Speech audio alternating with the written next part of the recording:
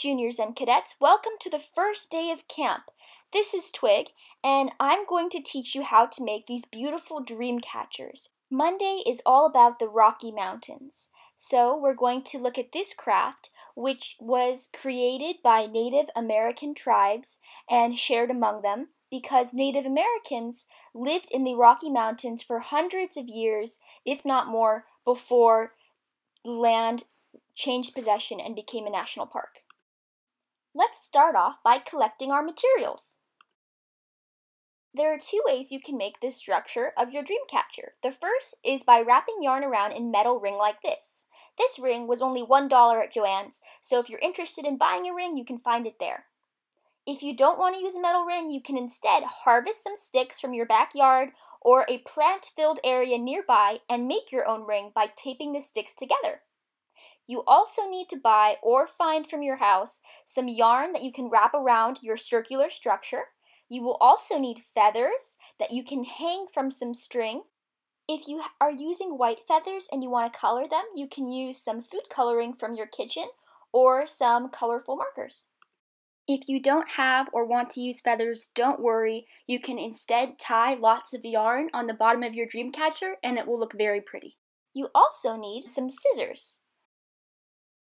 Just so you know, if you shop at Joann's, remember to claim your 15% discount for being a Girl Scout. So come wearing a camp shirt or other Girl Scout shirt as proof of you being a Girl Scout.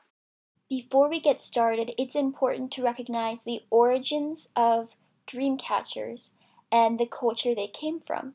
Dream catchers were created by the Ojibwe Native American tribe, and they were created to help protect younger children from bad dreams. There's a lot of symbolism in the beautiful shape of traditional dream catchers. The round shape of the dream catcher represents the Earth's shape as a round sphere. And the web is supposed to absorb bad dreams that might float to the children during the night, and during the day it expels the bad dreams. And the feathers are sort of like ladders that allow good dreams to walk down from the dream catcher to the sleeping children. Especially when learning about other cultures, it's important to understand the origins of what we're creating from these cultures to pay them as much respect as we can. Let's get started. Step 1. If you have white feathers and you want to dye them, you need to start this before you do the rest of the craft. Here's how you do it. Find a cup in your house and put a few drops of food coloring inside of it. Then mix together the food coloring and place your feathers inside. Let them sit in that water for a few hours. The longer they sit in the colored water, the more colored they will be. If you don't have food coloring, you can instead color them using a marker or maybe even a Sharpie. Now that we've started our feathers, we can move on to the ring of the dream catcher. If you're using sticks instead of the metal ring, you need to make sure that you collect a thick amount of sticks because you need to be able to make a solid ring out of them. Then you need to make one stick into a large loop and tape it together. All you have to do to finish your loop is keep on adding pieces of stick to the initial piece of loop. Then tape them together and you'll wrap it with string just like the metal loop. Next, all you have to do is wrap the chosen color of yarn around your ring. And to start it off, you should make a knot. So I'm going to tie a square knot. So for this knot, as you may recall, it's right over left and under and pull tight, and then left over right, and then through the hole again. It doesn't really matter how you tie your knot or what knot you tie, as long as you can secure your yarn. Then I'm going to wrap over this area a few times. So the yarn ball my pink yarn was from was incredibly huge. I couldn't actually pass it through my loop very well, so I cut off a long piece of yarn from that yarn ball and made a smaller ball that I could more easily pass through my loop. I recommend this because if you can use a smaller ball of yarn, like the one in my video, it's way easier and faster for you to wrap and fully cover your wooden circle. To make sure I covered all the parts of my twig circle, I went around with the yarn twice. So I've just finished all of my wrapping. I've evened out my circle. And now I need to get rid of and tie off this end of string. So I have this extra stick, and I'm gonna leave it here, fold it in half. Fold it in half like that. Then I'm going to wrap around it very tightly a few times. And then I will open it a little bit and stick the end of my string through that hole I made there. So the tip of my string is through there. Then all I need to do is pull my stick through the loops like that. And then I have it secured.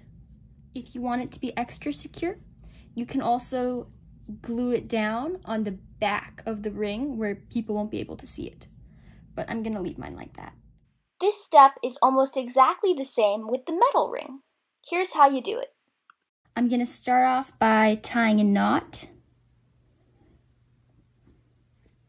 like this to attach my string to the ring. And this ring is pretty slippery, so I'm gonna tape down the end of my string, which I wouldn't have to do on the plant ring because the plants have more friction with the string. And then I just start wrapping. Remember to cut off a large piece of yarn to make into a smaller yarn ball than your entire huge yarn ball that you might have bought or found at your house. That way it'll be much easier for you to wrap the yarn around your metal ring. So I've gotten to the end of my wrapping, and now I'm going to show you how to finish this off. So I'm going to shorten this piece of string. I'm gonna cut off another small piece from here.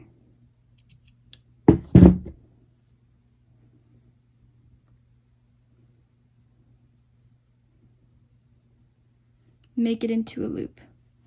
Then I'm gonna wrap it around here a few times.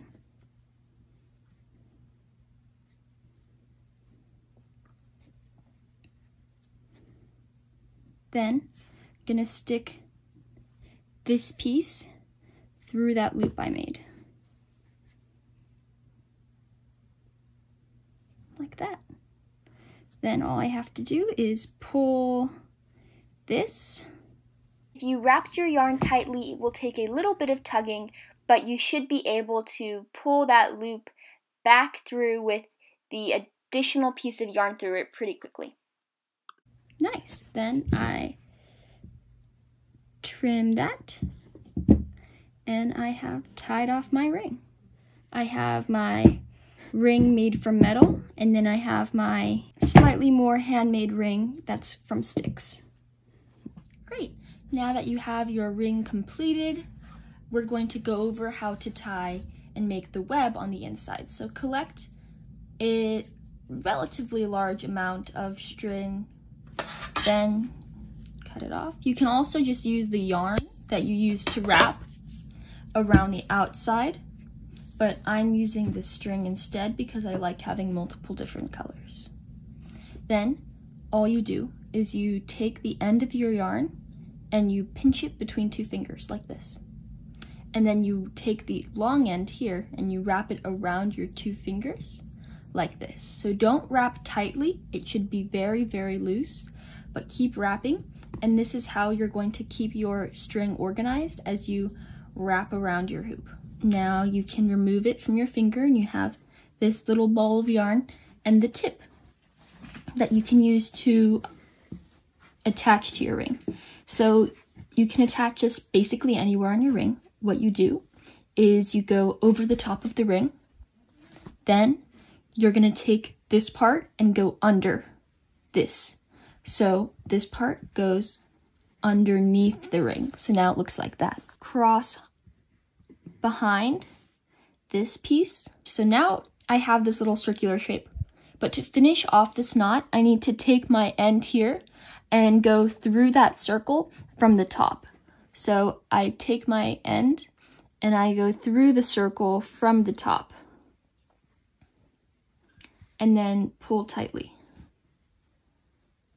And then to make it extra secure, I would tie the knot a second time by going over this piece here, over, and then through the hole that you just created. So by going over, I made this hole so I can stick my yarn through that new hole. Pull tightly and trim.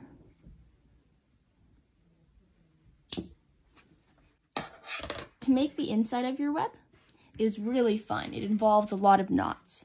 And there's a little pattern you can remember to help you stay on track with this. But the first thing you have to do is decide how far apart you want all of the knots on your web to be. So I would, as a guideline, try to space your different knots at least 4 fingers apart. So for me, 4 fingers is here. So I'm going to put my first knot at this point on my ring. So the first step is to take your string and go underneath that particular spot. So I'm going under, like that. The second step is to go up. So I take my string and I go up, like that. So first we went under, and second we went up it. And then the third thing we do is we go from this side of this string to this side of this string. So you can follow along with how I'm doing it. I'm gonna lift this up, this piece here, slightly, and pass my small yarn ball behind the back. Good, and then I pull tightly, pull very, very tightly. The tighter you make this, the prettier it will look. And then we're gonna do one more thing that we're only doing because this is the first line of knots on the inside of our circle. We're going to go from this side of this string to this side of this string one more time. So from this side, then we do a little switcheroo, and we end up on this side, and then pull tight again. This just helps make sure that your knots are extra secure because they're the foundation for all the next knots. So again, we need to find our next location of knot tying, which will be about 4 fingers away. So about here for me. I'm gonna start off by going under. So under, like this. Then I'm gonna go up. Then I have to switch from this side of this string to this side of this string. So I go around the back, and then I pull tight. Cool, and then don't forget the extra step you have to do, which is to go around the back of that string one more time because this is the first row of knots. Very good. Then we're going to repeat this process with the rest of this ring. So then to finish your first row of knots, you need to tie a knot right next to your first knot. So I'm going to tie it right there. First, I'm going to go underneath. Then I'm going to go up.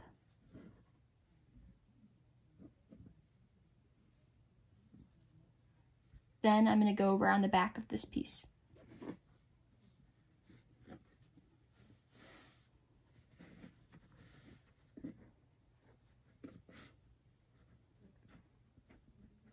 Then around the back of this piece one more time. Pull tight. Perfect. So your completed first row of knots should make a full circle around your loop. So for the second row of knots, we're going to do it a little bit differently. We're going to tie our knot onto the rope and string we already put around here. That's why it's our foundational string, this first loop. We're gonna tie a knot every time we get halfway to another string. So for example, my first knot is going to be on this first piece of string I attached to my loop. And I'm gonna tie it in the very middle of that piece of string. Then after I tie this knot, I'm gonna tie my second knot in the very middle of the second piece of string I attached to my loop. And so on and so on. But every time you will be tying your knot in the middle of the piece of string that you're at. So this process is exactly the same, except we're not going to wrap it around the back of the string twice. We're only going to do that part the one time.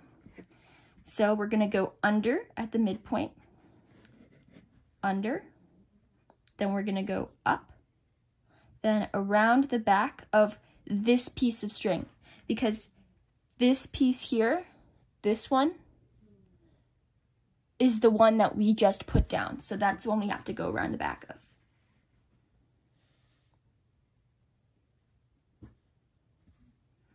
And as you can see, my knot like slid a little bit, so I'm going to take it back to the middle before I pull tight, and then pull tight.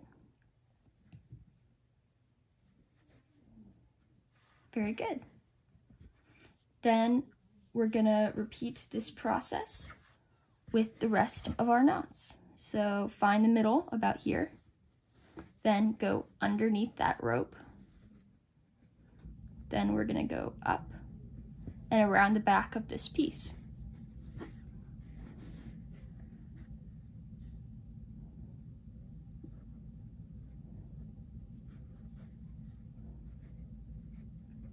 Very good. Okay, next one. Middle. So we go underneath at that midpoint. Then we go up, then around the back of this piece.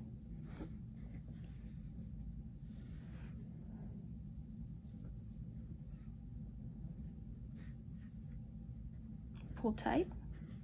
And then to finish this, because you see we haven't made a second layer here, we're going to repeat this process, but we're going to tie our knot in the midpoint of the next piece of string. So we're going to tie it right here. So here's my next piece of string, this one. The middle is right here, so I'm going to go under. But as you can see, my ball of string is really big, which makes it hard to go underneath small holes. So I'm going to trim my ball of string.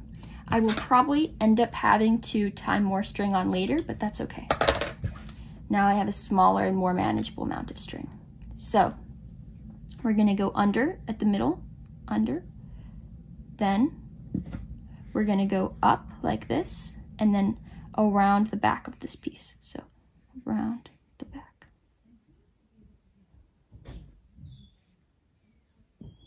Pull tight. Then repeat. So we go under,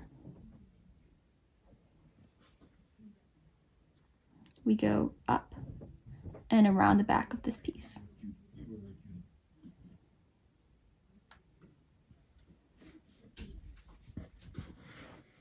So now we're running low on string, as predicted. So what we can do is add some more string to it. But not a lot, because remember, the more string you have here, the harder it is. So I'm going to add this small amount of string. So I have my two pieces of string and I need to connect them. So I take this piece and I go over the top of the other piece like that. Then I'm going to take this piece that went over the top and tuck it underneath this other piece. Like that. Then I'm going to do the same thing. I'm going to go over this piece with the opposite side. So now this left side goes over the right side and through this hole it just created. So through the hole. And pull tight. So again, the knot you tied doesn't really matter as long as you keep it stable. And then I'm going to trim this.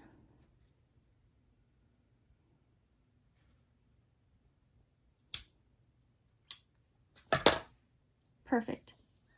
So let's keep going. Then once you've decided that you're done, you can tie it off at the end. So I'm going to make a loop like this. So I made a loop and I tucked the end underneath this piece, and then I'm just going to go through the circle.